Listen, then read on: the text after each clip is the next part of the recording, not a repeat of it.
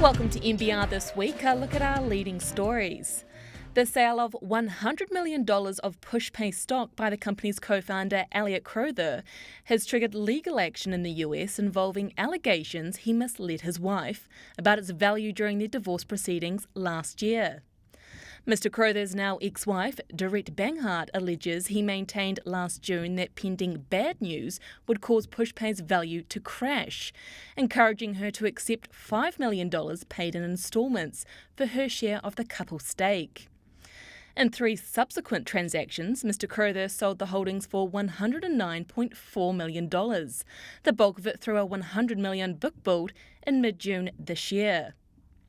PGG Wrightson chairman Guanlin Lai unexpectedly quit on the eve of the company's pivotal annual meeting this week. With 2 US shareholder class actions against his Cayman company and the looming conclusion of a Securities and Exchange Commission probe into alleged market manipulation and irregular accounting, Mr. Lai's departure may be in the nick of time. This week, PGG Wrightson's shareholders agreed to sell the company's seed division to Danish company DLF Seeds for $421 million. The deal, which involves roughly half of PGG Wrightson's assets being sold off, will benefit the company's 50.2% shareholder, Agria, while it will allow directors to make a non-taxable distribution to shareholders of up to $292 million. So why has the company chosen to pursue this transaction? Here's NBR's Tim Hunter with his verdict. In my view, the reason that the company has chosen to pursue this particular transaction is partly due to the limited options it's had, because Agri has no money of its own really to contribute any further capital to Wrightson's. And so they've had to go down the asset sale route. Rightly or wrongly, it's very difficult to tell what would have been best in the long run, but the sheer weakness of Agri as a shareholder has severely limited the company's options. Subcontractors owed money after the collapse of Ebert construction have vented their frustrations at an informal meeting held by debt buyers. Tempest Litigation Funders has convened meetings to convince creditors they should vote to roll the current liquidators from Grant Thornton. The development comes as receivers have made court moves to take over retention funds they want distributed by Christmas. Sky TV has won a preliminary round in its piracy fight against Kodi reseller MyBox New Zealand, as it continues its campaign to stamp out copyright infringers. But it may not be able to recoup the millions in damages it seeks, as it emerged during the hearing that most of MyBox New Zealand's set-top box sales were in Australia. Sky TV had claimed $1.44 million in damages to June 2017 and losses after that of $570,000 per month. However, the judge was unconvinced by this, saying there wasn't a clear correlation between what Sky TV claimed and the actual loss. The judge said another hearing should decide the question of damages. After 4 years in existence, equity crowdfunding platforms have proved they can raise money, but are yet to show whether investors are making good returns. Last year, 50 offers sought cash from the public, but only 34 reached their minimum targets, raising a total of $74.2 million.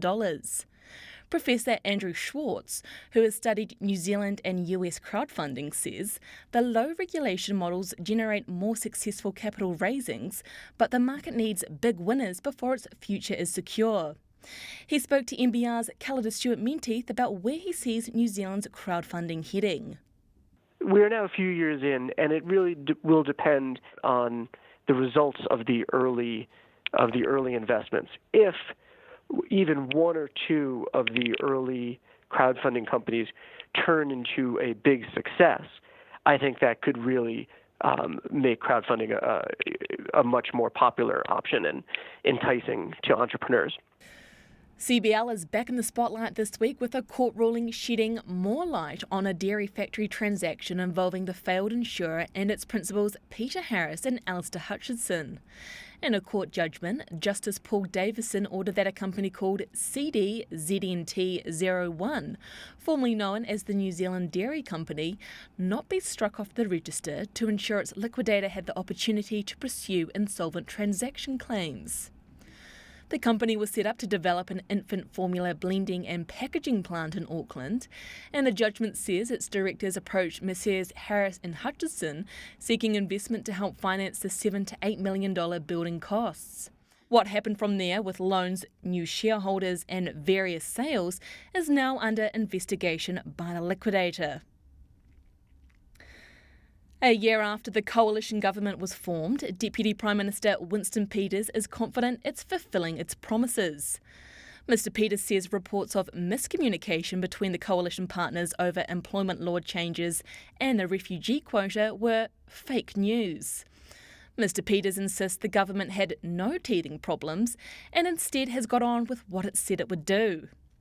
He spoke to NBR's Grant Walker about how more reform is needed, but the people in Parliament need reforming first. But he's not talking about MPs on the government side of the House. In modern politics, how shall I say it, the character and the experience of professionalism in a wide range of professions is not here in the numbers that it should be. There are too many people who are philosophic clones. I'm not saying which pay that is, but they're in opposition. Philosophic clones in selling one argument that neoliberalism works. Well, after 34 years, it's demonstrated that it hasn't worked. And it's a high time a few people in the elite controls of the media got that clear in their heads. It ain't working. And once upon a time, Winston Peters could be relied on to complain about appalling immigration decisions. That's according to Rodney Hyde, who has criticised Immigration Minister Ian Lees-Galloway for granting convicted criminal and Czech migrant Karel Schrubeck residency.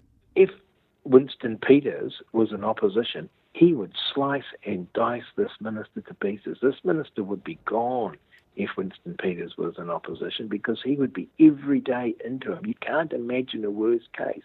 Hell's Angels associate, criminal gang member back in his country, comes in under a fake ID, gets involved in importing drugs, 5 years plus in jail, and what?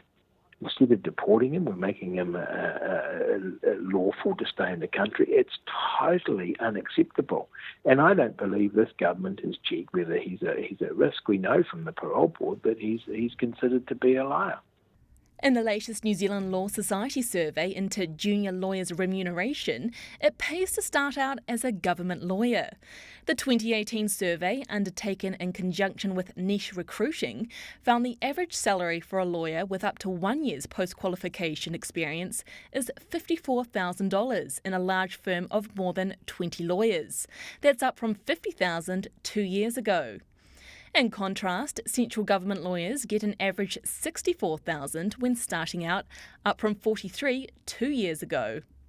Corporate in-house lawyers with less than 1 year of experience also receive a lot more, with average salaries up to $61,000 from $56,000. Niche Recruitment co-owner Jane Tamel says junior lawyers are finally getting a bump after starting salaries were stagnant after the GFC. Duncan Wardle, the former head of innovation and creativity for the Walt Disney Company, is now an independent consultant working with some of the world's top brands on how to act disruptively and think creatively. He says hundreds of legacy companies will die in the next decade unless they start thinking differently and disrupt the way they run their operations, even if successful now. Mr Wardle spoke to NBR's Fiona Rotherham about the key differences between entrepreneurial thinking and corporate thinking. Corporations don't take risk, entrepreneurs do. Why do entrepreneurs take risks? Because they're business, because they'll go out of business if they don't. So if you think about people who started in a garage, Walt Disney started in a garage, Steve Jobs started in a garage, Reed Hastings, the founder of Netflix, they took risks because they had to survive. Big corporations rely on their bonuses, their shares and their pensions, and they're more worried about their shares than they are the future of their company. And so why take a risk? I've got my quarterly results. And so what we're going to see, you saw Sears go under this year, we've seen Toys R Us go under this year, we saw Blockbuster Video go under a few years ago. You're going to see hundreds go each year in the next decade. Struggling stock exchange operator NZX got the green light from the Financial Markets Authority to change its listing rules and condense its 3 boards into one. The changes will come into effect at the start of next year, with a 6-month leniency period to allow issuers to get used to them. It signalled its intention over the past year to refresh its rules, which hadn't been reviewed in the 15 years since they've been introduced. It hopes they will better fit its range of issuers and promote market development by reducing complexity, beefing up investor protection, and improving access for foreign listings. And looking ahead to next week, disclosure is supposed to be a key part of banking regulation, but the Reserve Bank thinks we're getting a little too much disclosure. Keep an eye out for Jenny Ruth's shoe shine on Monday. So for more on this and other stories, head to our website and have a great weekend. To unlock your 2 free articles a week, head to nbr.co.nz.